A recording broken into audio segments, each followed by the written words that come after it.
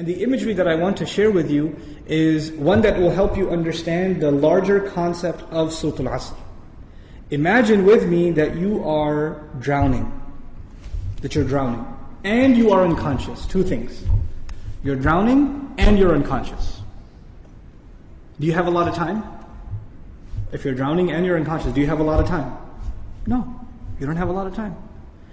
Which means your time is running out. And you know in Arabic, what word is used for when time is running out? The word for that is Al-Asr. And Asr literally means time that is running out. It's the last part of the day when the day is running out, is time of Asr prayer. Okay? Asr literally comes from asir, juice that is squeezed out, time that's being squeezed out of your hands.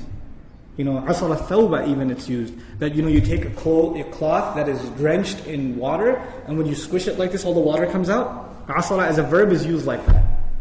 Right? To squeeze it out. So Allah talks about this time. You're drowning, you're unconscious, your time's running out. What's the first thing you need to do to be able to survive if you're in that position?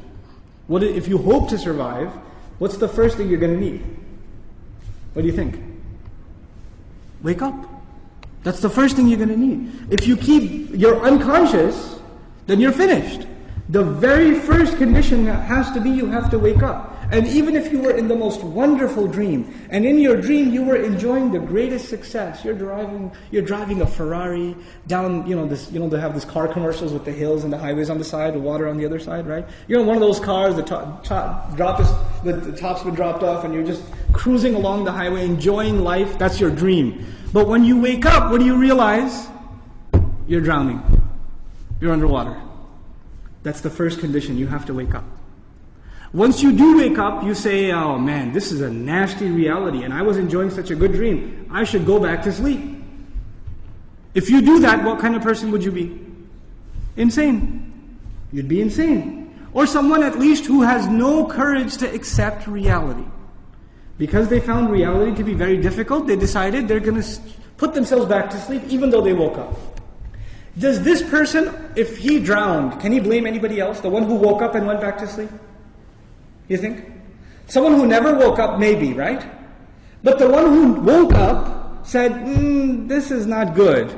And they went back to sleep. They have no one to blame but who? Themselves. They have no one to blame but themselves. Now, let's imagine that they did wake up. What do you have to do next? Oh, it's pretty bad, I'm drowning.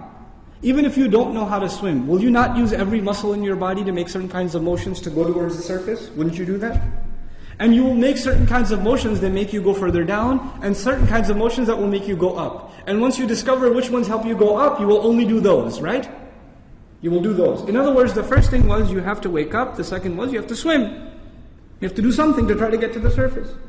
When you got to the surface, you gasped for air, and you got pulled back down. You got pulled back down. And you know who you got pulled back down? You won't believe this. There's a chain around your foot, and your relative, your cousin, is sleeping, and he dragged you down. And now you're drowning because of your sleeping cousin. What do you have to do now? You got to wake him up. And you're not even waking him up because you want to save him. Who are you waking him up for? Maybe you want to save him, maybe. Maybe you don't even like your cousin, I don't know, right? But what's the point? The point is you're trying to wake him up because if you don't wake him up, who's also going to drown? You yourself. So you wake him up, and he says, man, I was driving a Ferrari, you woke me up for no reason, I'm going back to sleep. Forget you. Can you just say, okay, well, I didn't like you anyway, suit yourself? Can't do that. If he goes to sleep again, what are you going to do? No, man, wake up, let's go, you can't give up. You can't not accept reality. And you have to keep trying to wake him up until he finally says, okay, fine, what do we do? He says, you say to him, let's swim together. Both of you come up together. The third time, you both get pulled down by your grandmother, by your aunt, by your neighbor, by your son, by your daughter. Does the process continue? The process continue? There's a 4-part process to this people surviving. The first was they had to wake up themselves. Then they had to try to swim. Then they had to tell other people that they're tied to, this is the truth. Let's go. And even if they got tired and one of them said, man, I can't do this anymore. We've been doing this now over and over again. I don't know if I can do it anymore. And the other one says, no, we are all going to survive together. You have to do this. Come on, let's go, let's go, let's go. Keep going, keep going. You ever seen those kinds of movies where they're trying to escape from some army and one of them gets tired and says, I can't run anymore. And what do the others do? Come on, let's go. We can do this, we can do it. And they get him to run anyway, even though he thinks he can't run anymore. They work with each other because their survival depends on each other. They work together desperately. What does Allah say at the end of this surah? First He says, إِنَّ الْإِنسَانَ لَفِي Wal-Asr, first of all, time's running out. Then He says, إِنَّ الْإِنسَانَ لَفِي خُسْرٍ. I'll translate it, human beings are drowned in loss. You see the parallel? Human beings are drowned in loss. What's the exception? إِلَّا الَّذِينَ Those who believed. Believed what? Allah didn't say, آمَنُوا بِاللَّهِ وَمَلَائِكَتِهِ وَكُتُبِهِ وَرُسُلِهِ وَالْيَوْمِ الْآخِرِ وَالْقَدْرِ خَيْرِهِ وَشَرِّهِ مِنَ اللَّهِ تَعَالَى وَالْبَعْثِ بَعْدَ. Nothing. He didn't mention anything. Even though all of those things are included. According to the siyaq of the surah, the context of the surah, what is the first thing these people have to believe? That they're in loss. That they're drowning. And if they do come to believe that, and they correct their iman, what's necessarily going to happen? They're going to swim and move upwards. How does Allah describe this action? وَعَمِلُوا الصَّالِحَاتِ. They do good things. They do things that help reconcile the situation. By the way, salih is an adjective here, salihat, جمع مؤنث سالم, which is literally means that which corrects something. Something was wrong and it corrects it. So they do actions that correct the situation. Literally like the guy trying to swim. But because they were tied to other people, what else did they have to do? وَتَوَاصَوْا بِالْحَقِّ. They had to tell the other the truth. And it's not even أخبروا عن it. They told them about the truth. No. You have to wake him up and let's go, we have to go. No matter, and over again. Tawasi even has takrar in it. It has repetition. Over and over again they said, this is the truth, this is the truth, this is the truth. You know why? Because the people you're trying to save, even if you wake them up temporarily for 20 minutes, 30 minutes during a khutbah, guess what happens when the khutbah is done?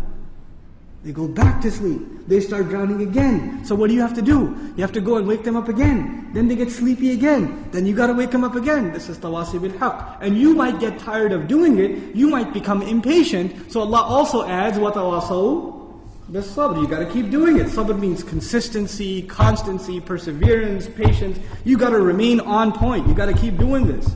Because your survival depends on it. In the end, if you do all of these things but you have no patience, and you give up, you drown too.